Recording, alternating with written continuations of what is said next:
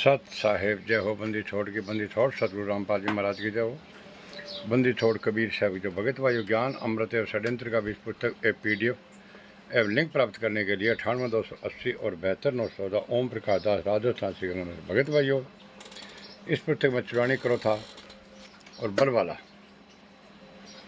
और 5 मिनट एक बच्चे का किसने की संपूर्ण जानकारी के लिए पढ़े ज्ञान अमृत एवं षड्यंत्र का बीज पुस्तक भगत भाइयों।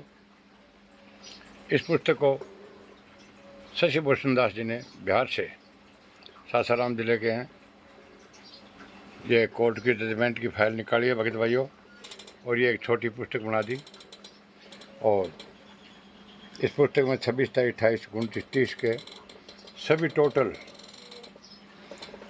जजमेंट है भगत भाइयों। और इस जजमेंट को आप एक बार अवश्य पढ़े। जब तक आप इस जजमेंट को एविडेंस नहीं बनाओगे संत रामपाल जी जेल से बाहर नहीं आएंगे भगत भाइयों। और भगत भाइयों अब 9, 10, 11 तारीख को इन गुंडों का भंडारा चल रहा है। उस भंडारे में भूलकर ही मत जाना।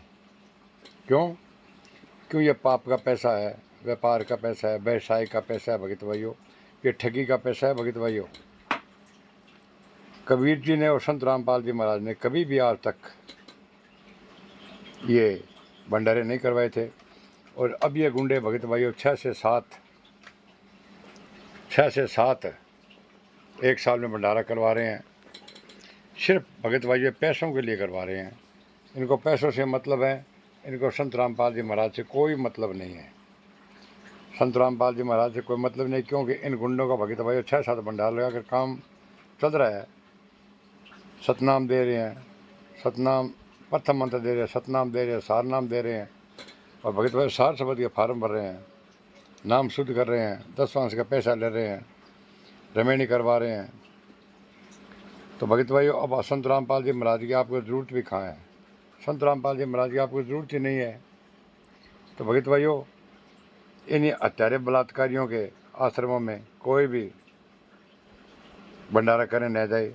अब मैं आगे संत रामपाल जी महाराज की एक सत्संग लगा रहा हूँ, आप सत्संग को जरूर सुनना भगत भाइयों। हाँ, सत्संग को जरूर सुनना। संत रामपाल जी महाराज क्या कह रहे हैं। सत साहेब परमात्मा ने एक लीला करके दिखाई कि यदि तुम सच्चे भाव से मेरे पर आश्रित रहोगे और इस ज्ञान के आधार से तुम लगे रहोगे तो तुम्हारी मदद ऐसे होगी। वो लीला करके दिखाई थी। कबीर परमेश्वर जी इन नकली गुरुओं की और इन नकली मंडलेश्वरों की, नकली गुरु ब्राह्मणों की और नकली काजी और मुल्लाओं की, नकली माने जिनको अध्यात्म ज्ञान नहीं है, उनके अज्ञान का पर्दाफाश किया करते थे कि ये तुम्हें गुमराह कर रहे हैं, ये नाम जाप के नहीं है, ब्रह्मा विष्णु महेश ये अजरो अमर नहीं है। और ब्रह्म तक की साधना से भी तुम ब्रह्म लोक में जाओगे, फिर वापस आओगे, तुम्हारा जन्म मृत्यु समाप्त नहीं होगा। और ऐसे मुल्ला और काजियों से कहा करते थे कि तुम साधना जो बता रहे हो अपने अनुयायियों को, ये हजरत मोहम्मद जी का आदेश नहीं है, उनकी शिक्षा नहीं है। इन बातों से दुखी होकर के परमात्मा के साथ बहुत बदसलूक किया हिंदू और मुसलमान के गुरु पीरों ने। उन्होंने सब हथियार अपना लिए, बदनाम उनको करने की चेष्टा की, जान से मारने की चेष्टाएं की, उनके सामने ऐसी कंडीशनें रख दी, वो भी परमात्मा ने पूरी कर दी, फिर भी ना माने। तो पुण्यात्मा आखिर में उन्होंने क्या सोचा, मिलकर हिंदू और मुसलमानों के नकली गुरु पीरों ने परमात्मा कबीर जी के बारे में झूठी चिट्ठी लिख दी पूरे भारतवर्ष में। इन साधु संतों के डेरा में कबीर नाम का दुल्हा काशी में और एक भंडारा करेगा, सभी को बुलाया है और 3 दिन का भंडारा होगा। और प्रत्येक भोजन के उपरांत यानी सुबह और शाम खाना खाने के बाद एक दोहर देगा। दोहर होती थी बहुत बढ़िया कंबल खेस होया करते, दौर यानी इसकी हाथ से बुने हुए होते थे कपड़े पहले खद्दर के, और वो बहुत अच्छी होती थी, बहुत कीमती होती थी। तो ऐसा वो चद्दर समझो, बहुत बढ़िया चद्दर है। और एक असरफी यानी एक सोने की मोहर जो आज जिसकी कीमत 25-30 हज़ार है, वैल्यू तो वही थी उस समय की, ला लो अब चाहे आज की लगा लो।